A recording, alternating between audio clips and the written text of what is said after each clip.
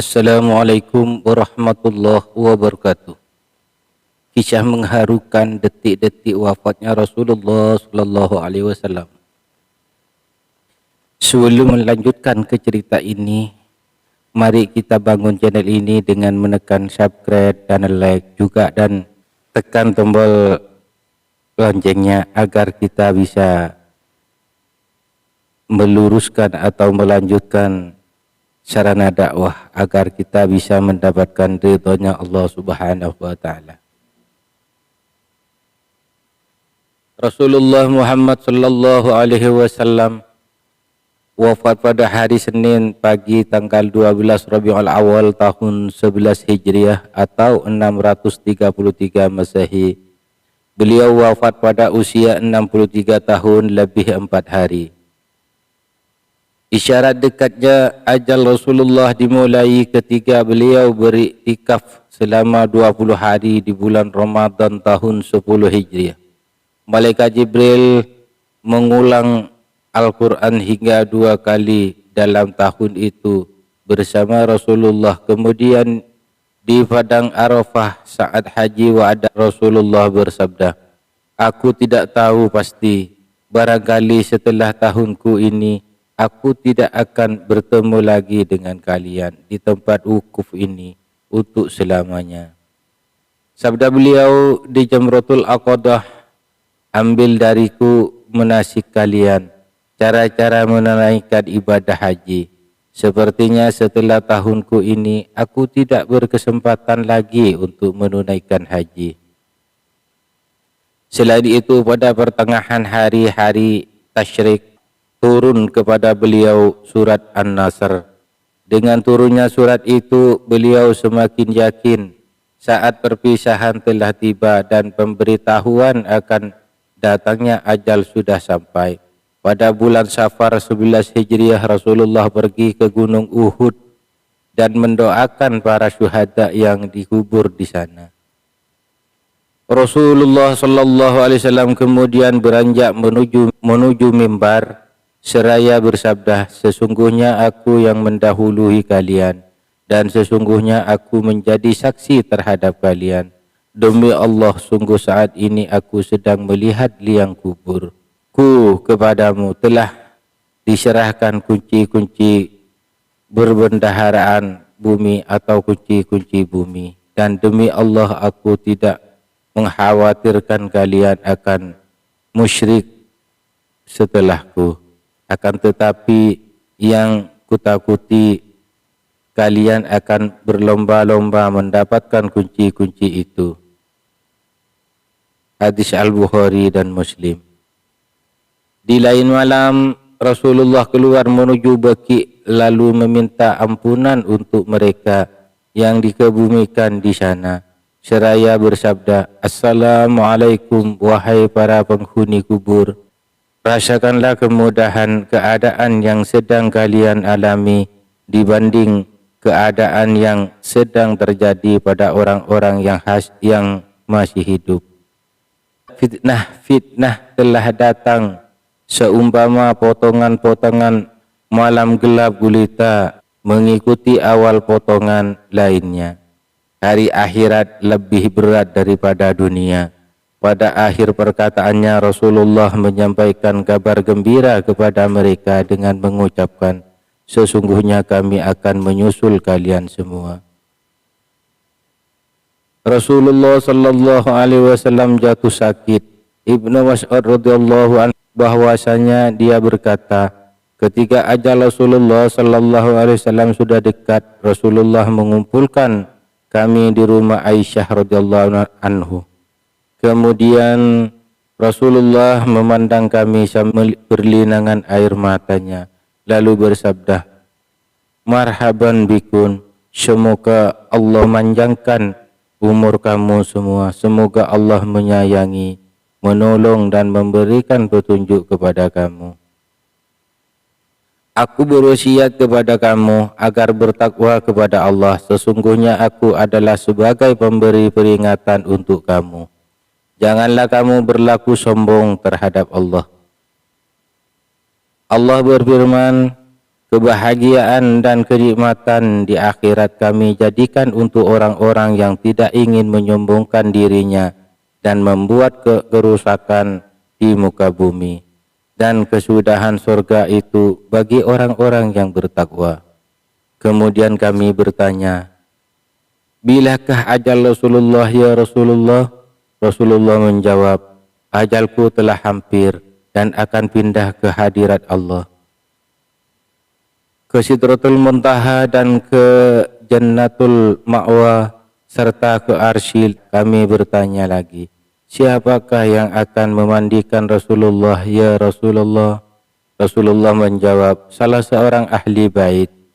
Kami bertanya, bagaimana nanti kami mengafani Rasulullah ya Rasulullah? Rasulullah menjawab dengan, bajuku ini atau pakaian Yamaniyah. Kami bertanya, siapakah yang mensalatkan Rasulullah di antara kami? Kami menangis dan Rasulullah pun turut menangis. Kemudian Rasulullah bersabda, tenanglah, semoga Allah mengampuni kamu semua. Apabila kamu semua telah memandikan dan mengkafaniku, maka letakkanlah aku di atas tempat tidurku. Di dalam rumahku ini, di tepi liang kuburku. Kemudian keluarlah kamu semua. Maka yang pertama-tama mensalatkan aku adalah sahabatku Jibril alaihissalam. Kemudian Israfil, kemudian malaikat Israel, malaikat maut, beserta bala tentaranya. Kemudian pasukan kamu dengan sebaik-baiknya. Dan hendaklah yang mulai salat adalah kaum lelaki dari pihak keluargaku. Kemudian yang wanita-wanitanya. Dan kemudian kamu semua. Kematian semakin dekat. Sejak hari itu Rasulullah SAW bertambah sakitnya yang ditanggungnya selama 18 hari. Setiap hari ramai umat mengunjungi Rasulullah hingga datangnya hari Senin. Di saat Rasulullah menghembuskan nafasnya yang terakhir, sehari menjelang Rasulullah wafat, yaitu pada hari Minggu, penyakit Rasulullah semakin bertambah serius. Pada hari itu, setelah Bilal bin Rabah selesai mengumandangkan azannya, dia berdiri di depan pintu rumah Rasulullah. Kemudian memberi salam, Assalamualaikum ya Rasulullah. Kemudian dia berkata lagi, As-salah ya Habibullah. Fatimah menjawab, Rasulullah dalam keadaan sakit. Maka kembalilah Bilal ke dalam masjid. Ketika bumi terang disinari matahari siang, maka Bilal datang lagi ke tempat Rasulullah. Lalu dia berkata seperti perkataan yang tadi. Kemudian Rasulullah memanggilnya dan menyuruh dia masuk. Setelah Bilal bin Rabah masuk, Rasulullah bersabda, saya sekarang berada dalam keadaan sakit. Wahai Bilal, kamu perintahkan saja agar Abu Bakar menjadi imam dalam sholat. Maka keluarlah Bilal sambil meletakkan tangan di atas kepalanya sambil berkata, aduhai, alangkah baiknya bila aku tidak dilahirkan ibuku. Kemudian dia memasuki masjid, tahu Abu Bakar agar beliau menjadi imam dalam salat tersebut. Ketika Abu Bakar melihat ke tempat Rasulullah SAW yang kosong, sebagai seorang lelaki yang lemah lembut, dia tidak dapat menahan perasaannya lagi. Lalu dia menjerit dan akhirnya pingsan. Orang-orang yang berada di dalam masjid menjadi bising sehingga terdengar oleh Rasulullah SAW. Rasulullah bertanya, wahai Fatimah, suara apakah yang bising itu? Fatimah menjawab, orang-orang menjadi bising dan bingung karena Rasulullah tidak ada bersama mereka. Keduanya Rasulullah memanggil Ali bin Abi Thalib dan Abbas sambil dibimbing oleh mereka berdua. Maka Rasulullah berjalan menuju ke masjid. Rasulullah salat 2 rakaat. Setelah itu Rasulullah melihat kepada orang ramai dan bersabda, "Ya ma'asyiral muslimin, kamu semua berada dalam pemeliharaan dan perlindungan Allah. Sesungguhnya Dia adalah penggantiku atas kamu semua setelah aku tiada. Aku berwasiat kepada kamu semua agar bertakwa kepada Allah Subhanahu wa taala. Karena aku akan meninggalkan dunia yang fana ini. Hari ini adalah hari pertamaku memasuki alam akhirat dan sebagai hari terakhirku berada di alam dunia." Usama bin Sa'id dan tentaranya kembali ke Madinah. Sesudah sholat subuh, umat Islam melihat Rasulullah berangsur sehat. Panglima Usama bin Sa'id mohon diri pada Rasulullah, pergi berangkat melaksanakan tugas yang diberikan Rasulullah kepadanya. Setelah Nabi mengizinkan, berangkatlah Usama bin Juruf, tempat tentara Islam berkemah. Ketika asyik menyiapkan dan mengatur siasat perang, tiba-tiba datanglah utusan dari Madinah membawa kabar duka wafatnya Rasulullah sallallahu alaihi wasallam. Mendengar kabar itu, Usama menjadi bingung. Ia tak yakin akan wafatnya Nabi karena tadi subuh menyaksikan sendiri kesehatan Nabi yang semakin membaik. Dan beberapa jam kemudian seorang utusan menyampaikan bahwa Nabi telah tiada. Tanpa berlama-lama, Usama dan seluruh pasukan kembali ke Madinah untuk yang terakhir kali kekasih tercinta yang tak akan mereka temui lagi selama-lamanya. Lalu pulanglah pasukan itu dibungkus kesedihan yang mendalam dan duka membuat sepanjang perjalanan mereka. Malaikat maut datang bertemu. Esoknya, yaitu pada Senin, Allah mewahyukan kepada malaikat maut supaya turun ke bumi menemui Rasulullah sallallahu alaihi wasallam dengan berpakaian sebaik-baiknya. Allah menyuruh malaikat maut mencabut nyawa Rasulullah sallallahu alaihi wasallam dengan lemah lembut.